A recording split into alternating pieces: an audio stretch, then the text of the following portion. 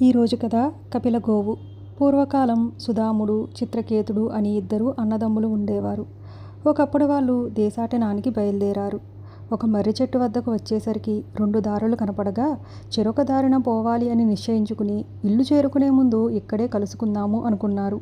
సుధాముడు 2 కుక్కలతో సహా అనేకమైన అరణ్యాలు దాటి ఒక పెద్ద పర్వతం కనపడగా అది ఎక్కాడు.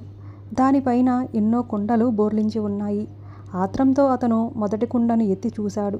దాని కింద ఏమీ కనిపించలేదు.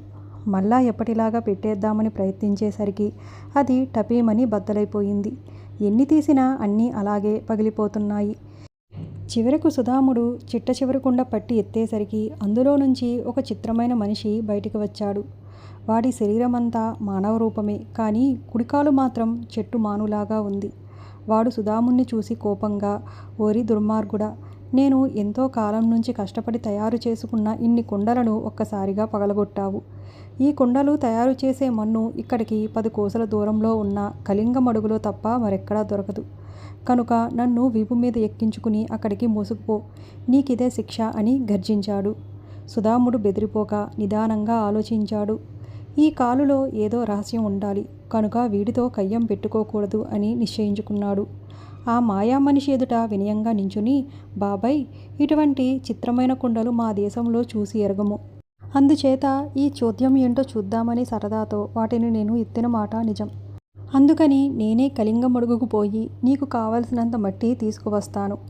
ఈ పాటిదానికి నువ్వు శ్రమపడి స్వయంగా రావాలా అని నమ్మబలికి మాయా మనిషిని ఒక చెట్టు కింద స్థిమితంగా కూర్చోమని సుధాముడు బయలుదేరాడు. కుక్కలతో సహా సుధాముడు పోయి ఒక కొండ గుహ చేరుకున్నాడు. ఆ మాయా మనిషి తనను దెబ్బతీయటానికి తప్పక వస్తాడని సుధాముడికి తెలుసు.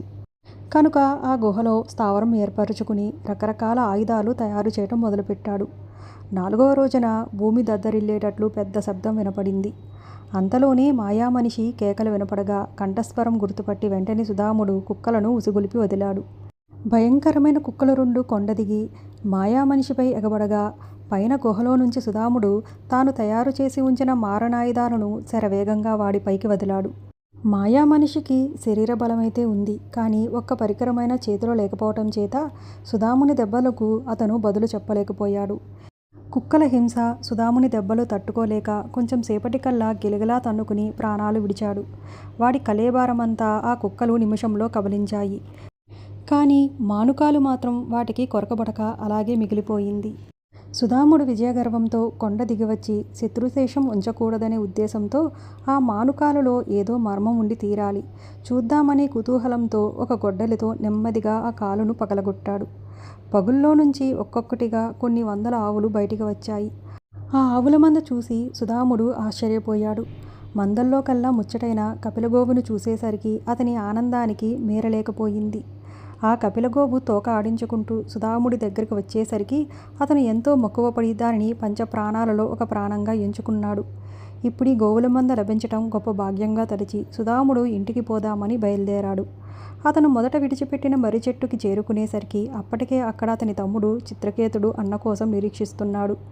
చూసి చూడటంతోటే అతని కన్నులు కపిలగోవుపై పడ్డాయి. అన్న నుంచి ఎలా దాన్ని కాజేయటమా అని చిత్రకేతుని మనసు అనేక విధాలా ఆలోచిస్తూ ఉంది. అన్నదమ్ములిద్దరూ మర్రి చెట్టు కింద ఉన్న బావి ఒడ్డును కూర్చుని వారు చూసి వచ్చిన వింతలు విశేషాలు చెప్పుకుంటూ ఉండగా సుధాముడికి బడలిక వల్ల వెంటనే నిద్రపట్టేసింది. ఆవు మీదే దృష్టి ఉన్న చిత్రకేతునికి కన్ను పొడుచుకున్నా కునుకు పట్టలేదు. చిత్రకేతుని హృదయంలో దుష్టబుద్ధి ప్రవేశించటం చేత చివరకు అతను అదును చూసి గాఢ నిద్రలో ఉన్న అన్నను ఆ లోతు బావిలోకి తోసేసి ఆ ఆవుల మందను ఇంటికి తోలుకుపోబోయాడు. మందంతా కదిలింది, కానీ కపిలగోవు మాత్రం కదిలింది కాదు. తన రక్షకుడైన సుధాముడు కనపడక అది కన్నీరు కారుస్తూ అలాగే ఉండిపోయింది. ఎంత బెదిరించినా అది చిత్రకేతుని వెంట పోలేదు. చిత్రకేతుడు ఇంటికి చేరుకునేసరికి అతనిని అందరూ చుట్టేసి సుధాముని గురించి ఆత్రంతో ప్రశ్నించారు. కానీ చిత్రకేతుడు ఏదో చెప్పేసి తప్పించుకున్నాడు. చిత్రకేతుడు నౌకర్లను పంపి ఫలానా బావి వద్ద ఉన్న కపిలగోవును కట్టి తీసుకురమ్మన్నాడు. వాళ్ళు పగ్గాలు పట్టుకుపోయి దానిని బలవంతాన కట్టబోయేటప్పటికీ అది బావి వైపు పోయింది. దాని హడావిడి చూసి భటులు నూతిలోకి చూశారు. కొట్టుమిట్టాడుతూ ఉన్న సుధాముడు అందులో కనపడగా తక్షణమే వారు బావిలో నుంచి అతన్ని పైకి తీశారు. నౌకర్లు కపిల్ గౌతో సహా తమ యజమాని అయిన సుధాముణ్ణి ఇంటికి తీసుకువెళ్ళి ఈ సందర్భం అంతా చెప్పేసరికి అందరూ చిత్రకేతుని దుర్మార్గానికి అతన్ని అనేక విధాల నిందించారు. ఇంతలో అన్న వస్తున్న సంగతి తెలుసుకుని చిత్రకేతుడు పరారీ అయిపోయాడు. సుధాముడు నౌకర్లను దేశదేశాలకు పంపించి పట్టుదలతో తమ్ముణ్ణి వెతికి రప్పించాడు. ఇంటికి చేరుకున్న చిత్రకేతుడు అన్న ఏం చేస్తాడో అని భయంగా నిలబడేసరికి సుధాముడు అతన్ని చేరతీసుకుని, తమ్ముడు, నీకు కావాలంటే కపిలగోవు ఒక్కటే కాదు, ఆవుల మందంతటినీ ఇచ్చేవాడిని కదా, దీనికోసం ఎందుకు ఇంత శ్రమపడటం అనేటప్పటికీ చిత్రకేతుని కన్నుల వెంట ఆనంద బాష్పాలు కురిశాయి.